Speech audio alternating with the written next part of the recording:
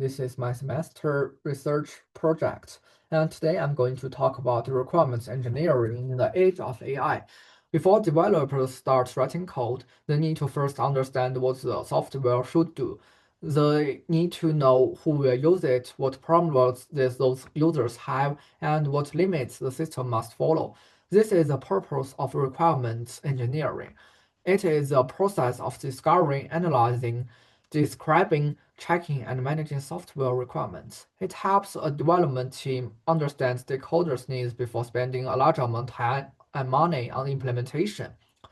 This topic connects to the requirements engineering chapter in textbook. It also connects to user stories and product backlogs we learned from the class. So the main question of my research is, in the age of AI, how can large language models assist requirements engineering where humans remain responsible for the product?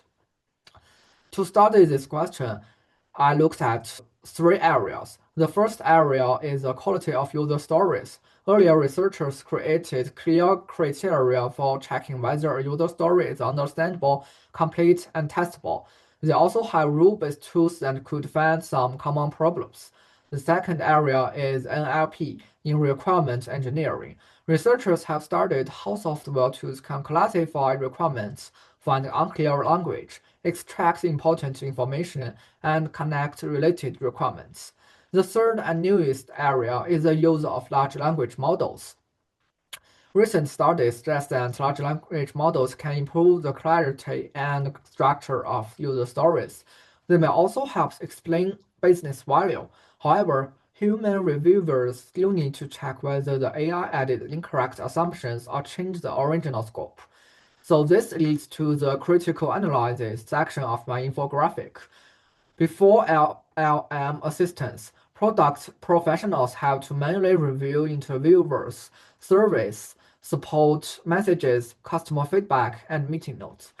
They look for repeat needs so they can write user stories and create acceptance criteria. They revise backlog items with developers and stakeholders. This process is very important, but it can take a lot of time. But with the assistance of AI, some of this work can become faster. And AI can summarize large amounts of feedback, create a first draft user story, suggest missing details, and check a story against quality rules.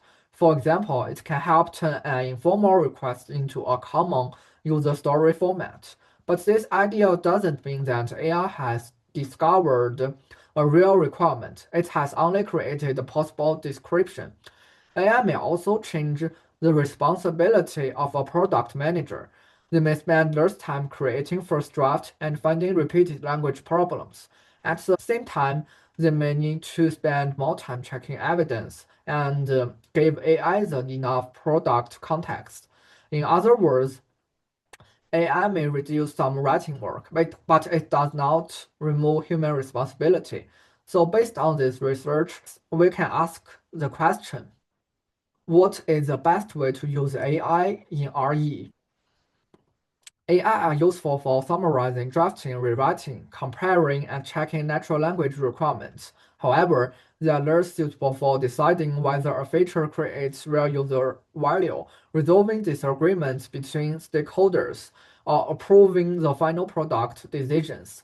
The process should begin with real evidence from users and stakeholders.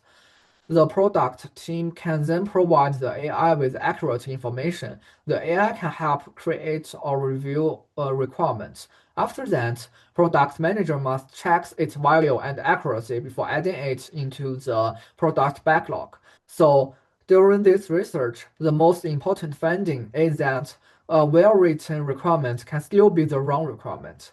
A large language model can create a user story that is clear, complete, professional, and easy to test. But good writing does not prove that the feature solves a real problem. The requirement may still be based on a false assumption, old information, or an incorrect understanding of the product. So, to conclude, requirements engineering remains a human-centered process. AI can improve how we write and review requirements, but people must still decide what the product should actually become.